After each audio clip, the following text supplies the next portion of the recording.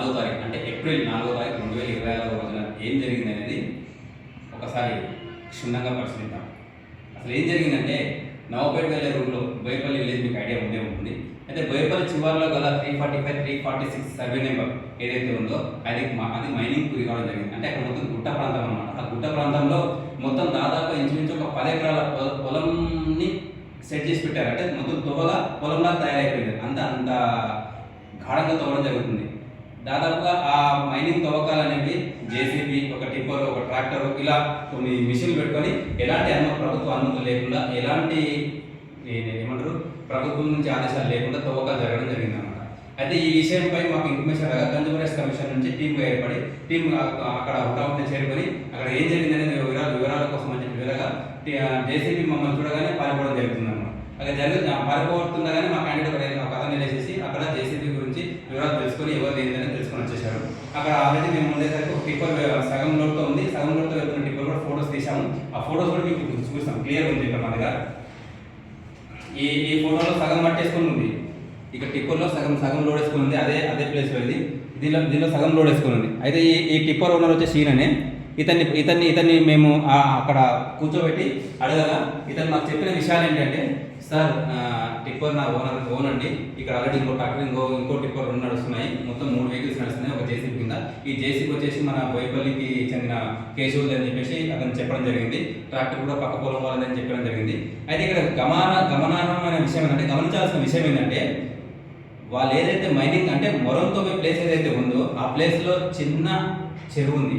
ఆ చెరువుకు ఒక అలుగు కట్టారనమాట. అంటే గతంలో చెరువులకు అలుగులు అవన్నీ ఉండడం కామన్. అయితే అలుగు కట్టారు కదా, అలుగును కూడా కనీసం అలుగనే విషయం కూడా ఆచూకీ లేకుండా దాన్ని తవ్వేసి అమ్ముకుంటున్నారు చూడండి. అది గమనించాల్సిన విషయం. ఎందుకోసం అంత కష్టంగా గమనించాల్సిన విషయం అంటే, అలుగు తవ్వితే అలుగుకు ఆనుకొని కింద కొన్ని పంట పొలాలు ఉన్నాయి. ఆ పంట పొలాల కంటే రేపు తెలంగాణ తర్వాత వర్షాకాలంలో వర్షం ఫుల్ వచ్చేసేసి ఆ వాటర్ ఎక్కడ ఆగాలి? ఆ అలుగు లేకపోతే వాటర్ ఆగడానికి ఛాన్సే లేదు. ఆ అలుగు ఉండింటే ఏమో కొంచెం అదకట్లాగా ఉంటుంది. వాటర్ ఆగితే పంట పొలాలకు నీళ్ళు వెళ్ళిపోయి పంట పొలాలు నష్టం కాకుండా జరుగుతుంది. కానీ ఇప్పుడు అలిగే లేకుండా లేపేసినారు అక్కడ నుంచి. ఆ ఫోటోస్ కూడా మా దగ్గర విజువల్ క్లియర్ చూపిస్తాం మీకు. అయితే ఆ అలుగు మొత్తం తీసేసి పెట్టినారు. ఇప్పుడు ఆ అలుగు వాటర్ ఇప్పుడు వర్షాకాలంలో వాటర్ వచ్చిన తర్వాత వాటర్ డైరెక్ట్ పొలంలోకి వెళ్ళిపోతే పంట నష్టం జరుగుతుంది. రైతు మళ్ళీ రోడ్డు పైన పడతారు. ఎడిదిరిగి రైతు నష్టం చేసే విధంగా ఈ విధంగా మైనింగ్ చేస్తున్నారు అక్కడ. అయితే ఈ విషయంపై మేము అక్కడికి వెళ్ళిన తర్వాత అక్కడ ఫోటోస్, అక్కడ వీడియోస్, ఆ ఏరియా లొకేషన్ని క్లియర్గా ఫోటోస్ తీసి లొకేషన్తో సహా స్థానిక కలెక్టర్ గారికి పంపించాము. స్థానిక కలెక్టర్ పంపించిన తర్వాత ఎంఆర్ఓ గారికి పంపించాము. స్థానిక అటవీ శాఖ వారికి పంపించాము అనమాట. అయితే అటవీ శాఖ వారు ఉడావిడిగా స్పందించి మా దగ్గరకు వచ్చేసి ఆ ఏరియాని చూసి మొత్తం అక్కడ చెక్ చేసుకున్నారు. వాళ్ళు కూడా ఫోటోస్ తీశారు. సార్ ఇది మా పరిధికి రాదండి, మీరు ఎంఆర్ఓ గారికి స్పందించండి, ఎంఆర్ఓ కాల్ చేయండి, వాళ్ళు చూసుకుంటారండి, మా పరిధిలో లేదు కదా, మేము చేయడానికి లేదు, అది ఏం లేదు, కాల్ చేయడం జరిగింది. మేము ఇమీడియట్గా ఎంఆర్ఓ గారు కాల్ చేసేసి, సార్ ఇక్కడ ఈ విధంగా ఈ మైనింగ్ జరుగుతుందండి, ఈ మొరానికి కొట్టడానికి మీరు ఏమైనా అనుమతులు ఇచ్చారా, ఏ విధమైన అనుమతులు ఇచ్చారు, ఏమైనా ఉన్నాయా, చాలా రిసిప్ట్ ఉన్నాయా మీకు కట్ చేసినట్టుగా అని చెప్పేసి వాళ్ళకి ఫోన్ చేస్తే ఎంఆర్ఓ గారు లేదండి ఎలాంటి అనుమతులు ఇవ్వలేదు, ఆర్ఐ గారిని పంపిస్తున్నామని చెప్పేసి ఆర్ఐ గారి నెంబర్ పంపించడం జరిగింది. ఆర్ఐ గారికి మేము ఫోన్ చేస్తే ఆర్ఐ గారు బయలుదేరుతున్నామని చెప్పేసి ఆర్ఐ గారు రాకుండా సీనియర్ అసిస్టెంట్ని అతన్ని సబార్డినేట్ గారిని అక్కడ పంపించారు.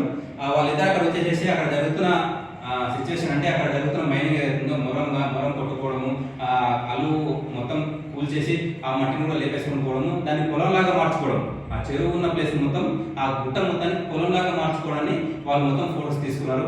వాళ్ళు వెళ్ళిపోయారు. ఏంటి విషయం అని చెప్పేసి ఎంఆర్ఓ గారికి కాల్ చేయడానికి ఎక్కడ కూడా ఇది లేకుండా పోయింది. కాల్ చేసినా మా వాళ్ళు వచ్చారు అంతే.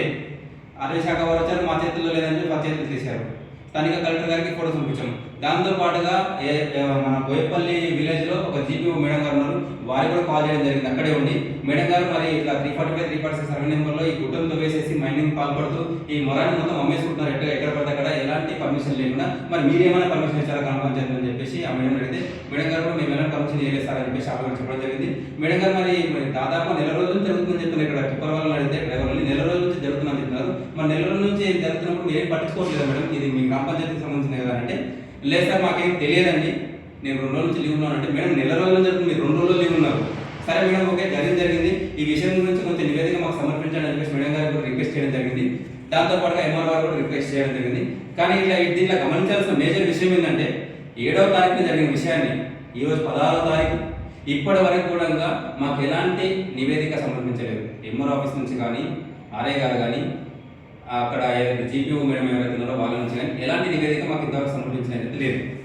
దయచేసి ఈ మైనింగ్ పైన మైనింగ్ అధికారులు కానీ, అటవీ శాఖ అధికారులు కానీ, ఎంఆర్ఓ కానీ, ప్రతి ఒక్కరు కలెక్టర్ గారు కానీ, పోలీస్ శాఖ వారు కానీ ప్రతి ఒక్కరు స్పందించి ఇలాంటి అక్రమణలకు తోడ్పడకుండా, ఈ అక్రమాలు ఇకపై జరగకుండా కట్టుదిట్టంగా నిరంతరం నిఘా పెట్టి వీరిని ఇలాంటి అక్రమాలను అరికట్టాలని కోరుతూ consumers commission district president Satyanarayana Reddy.